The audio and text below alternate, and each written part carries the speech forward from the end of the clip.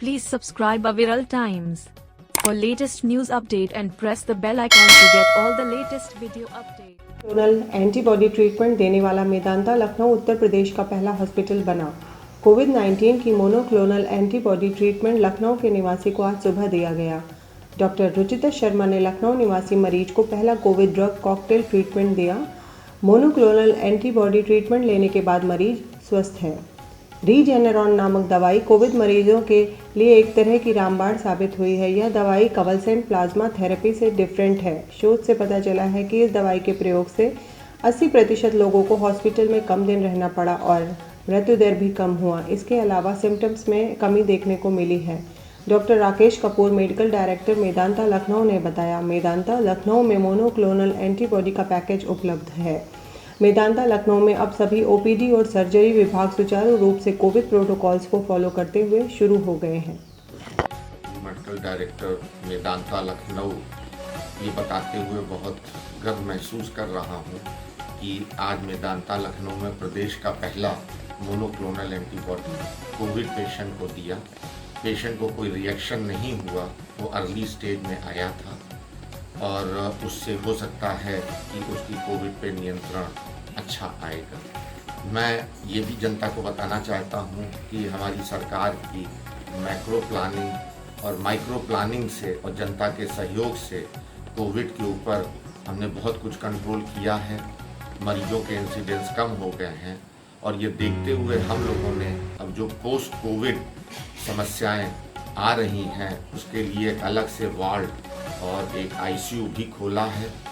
हम लोगों ने नॉन कोविड ओपीडी भी शुरू कर दी हैं और cardiac surgeries, neuro surgery, ortho surgery, gastro, euro सबके ऑपरेशंस हमने शुरू कर दिए हैं और हम एक पल्मोनरी मेडिसिन का भी विभाग खोलने जा रहे हैं जिसकी प्रदेश में और लखनऊ में बहुत आवश्यकता है।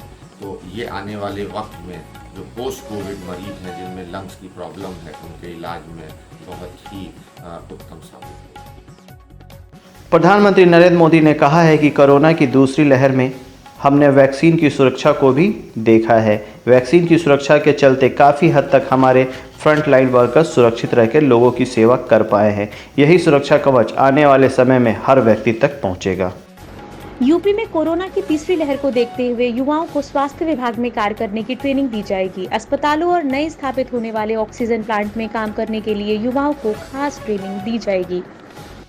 भारतवंशी अमेरिकी सांसद राजा कृष्णमूर्ति ने कहा कि कोविड-19 से निपटने के लिए हमारे लोकतंत्रों को एक साथ आने की तत्काल जरूरत है। उन्होंने ये भी कहा कि भारत को टीके संबंधी सहायता देने का अपना वादा अमेरिका पूरा करे तथा उसे और मदद की मुहैया कराए। उन्होंने कहा कि नैतिकता एवं करुणा की राह पर चलते हुए विश्व स्तर पर सामूहिक प्रतिरक्षा हार्ड इम्यूनिटी हासिल करना ही उचित होगा। कृष्णमूर्ति ने कहा कि मैं भारत में किसी भी राजनीतिक दल, व्यक्ति या समूह जैसे भाजपा, कांग्रेस, प्रधानमंत्री नरेंद्र मोदी, सोनिया गांधी, आरएसएस या किसी भी अन्य भारतीय संगठन या व्यक्ति के विचारों का समर्थन या उनका प्रचार नहीं करता हूं। यूपी के अलीगढ़ शराब कांड में अब तक 25 लोगों की मौत, 26 और लोगों का हुआ पोस्टमार्टम। रिपोर्ट आने का इंतजार। मामले में अब तक 17 लोगों की गिरफ्तारी, 50,000 का एक इनामी आरोपी भी गिरफ्तार और एक फरार। सीएम के सख्त तेवर के बाद पूरे प्रदेश में अवैध शराब के खिलाफ मुहिम जारी। यूपी में गरीब तबके के टीकाकरण के लिए अलग से शुरू होगा अभियान। 15 जून से सभी 75 जिलों में दूध वालों, सब्जी वालों, ऑटो, टेम्पो और रिक्शा चलाने वालों, ठेले, खोमचे, रेहड़ी, पटरी वालों को लगाया जाएगा टीका। राजधानी लखनऊ समेत 19 जिलों में 6 जून तक जारी रहेगा कोरोना कर्फ्यू। बाकी 56 जिलों में मिलेगी छूट, लेकिन पूरे प्रदेश में नाइट कर्फ्यू और शनिवार रविवार की बंदी रविवार तक रहेगी जारी। देश में कोरोना की दूसरी लहर का पीक अब खत्म हो चुका है। कोरोना संक्रमित मरीजों की संख्या में तो पहले ही गिरावट दर्ज की जाने लगी थी और अब मौत के आंकड़े भी नीचे आते दिखाई दे रहे हैं। कोरोना की दूसरी लहर की शुरुआत से पहली बार देश में कोरोना से होने वाली मौत का आंकड़ा नीचे आया। पिछले 12 सप्ताह के बाद कोरोना से होने वाली मौत के आंकड़ों में 17% तक की गिरावट दर्ज की गई है। 34 दिन के बाद कोरोना से होने वाली मौत का आंकड़ा 3000 के नीचे पहुंच गया है। उत्तर प्रदेश अधीनस्थ सेवा चयन आयोग ने जूनियर असिस्टेंट भर्ती के लिए टाइपिंग टेस्ट की तिथि घोषित कर दी है। आयोग ने इस संबंध में नोटिफिकेशन जारी किया है कि जिसमें बताया गया है कि जूनियर असिस्टेंट पद के लिए टाइपिंग टेस्ट का आयोजन 23 जून 2021 से किया जाएगा। टाइपिंग टेस्ट के लिए एडमिट कार्ड जल्द ही जारी किए जाएंगे। अभ्यर्थी इसे UPSSC की वेबसाइट से डाउनलोड कर सकेंगे। उत्तर प्रदेश के मुख्यमंत्री योगी आदित्यनाथ ने आज विश्व तंबाकू निषेध दिवस पर अपने संदेश में कहा, तंबाकू का सेवन स्वास्थ्य के लिए हानिकारक है। आइए विश्व तंबाकू निषेध दिवस के अवसर पर समाज में बढ़ती तंबाकू और धूम्रपान के सेवन की प्रवृत्ति की रोकथाम के लिए तंबाकू उत्पादों के दुष्परिणामों से सभी को जागरूक करने हेतु संकल्पित हों। भारत सरकार देश की नौकरशाही की क्षमता सुधारने के लिए एक प्रमुख HR कंसल्टेंसी फर्म का जिम्मा सौंपना चाहती है। यह पिछले सितंबर में घोषित प्रधानमंत्री नरेंद्र मोदी के महत्वाकांक्षी मिशन कर्मयोगी परियोजना का हिस्सा है। इसकी शुरुआत करने के लिए सलाहकार को भारत सरकार के 7 प्रमुख मंत्रालय यानी विभाग के संगठनात्मक ढांचे और कार्य आवंटन दस्तावेजों को अध्ययन करने के लिए कहा जाएगा। इसमें वित्त मंत्रालय, इलेक्ट्रॉनिक्स और सूचना मंत्रालय, प्रौद्योगिकी, ग्रामीण विकास मंत्रालय, स्वास्थ्य और परिवार कल्याण मंत्रालय, NHAI, पर्यावरण और वन मंत्रालय और DOPT शामिल है। कोरोना वायरस की उत्पत्ति कैसे हुई, इस सवाल का जवाब दुनिया ढूंढ रही है। अब एक नई स्टडी में दावे के साथ कहा गया है कि कोरोना वायरस चीन के वुहान की उसी लैब में बना था जिस पर दुनिया का शक है। ताजा स्टडी के मुताबिक जब कोरोना वायरस तैयार हो गया तब रिवर्स इंजीनियरिंग के दम पर उसे ऐसा दिखाने की कोशिश की गई कि ये वायरस चमगादड़ की वजह से बना है। डेली मेक UK की रिपोर्ट के मुताबिक ब्रिटिश प्रोफेसर एंग्विस और नॉर्वे के वैज्ञानिक डॉक्टर बर्जर ने स्टडी में पाया कि चीन ने कोरोना को छुपाने के लिए रेट्रो इंजीनियरिंग के कागज तैयार किए और दुनिया को धोखे में रखा। यूपी के फतेहपुर बारात का खाना खाने से 70 लोग बीमार हुए। पेट व सिरदर्द के साथ हुई उल्टियां, वर वधू पक्ष में मची खलबली, सभी को नजदीकी अस्पताल में कराया गया भर्ती। दूषित पनीर व दही बड़ा खाने से बिगड़ी थी तबीयत।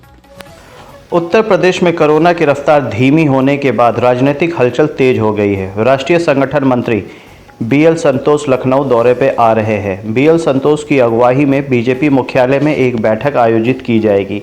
बैठक में क्षेत्रीय अध्यक्ष और प्रदेश महामंत्री भी बुलाए गए हैं।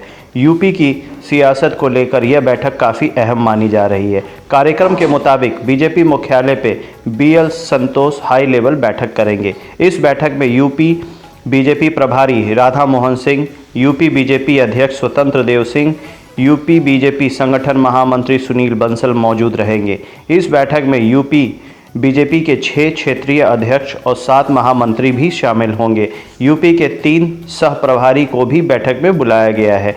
बीजेपी मुख्यालय पर बैठक के बाद CM आवास पर यूपी बीजेपी कोर ग्रुप की बैठक होगी। कयास लगाए जा रहे हैं कि योगी मंत्रिमंडल में कुछ मंत्री बनाए जा सकते हैं और कुछ फेरबदल की भी संभावना है।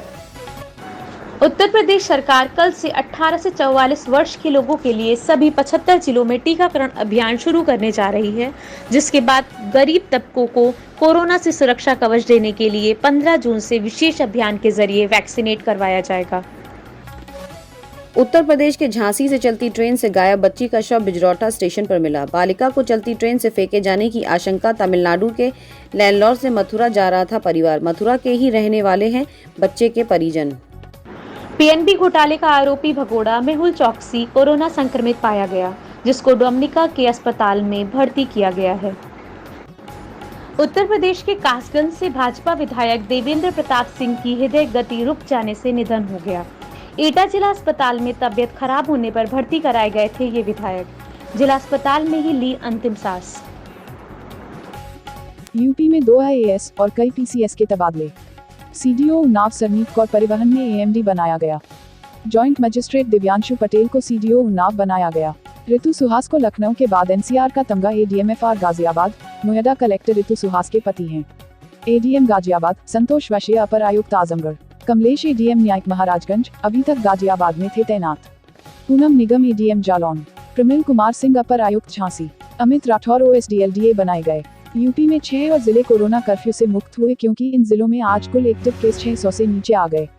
इन जिलों में छूट बिजनौर, मुरादाबाद, देवरिया, बागपत, प्रयागराज, सोनभद्र। अब आंशिक कोरोना कर्फ्यू यूपी के सिर्फ 14 जिलों में लागू है। Subscribe Viral Times. For latest news update and press the bell icon to get all the latest video updates.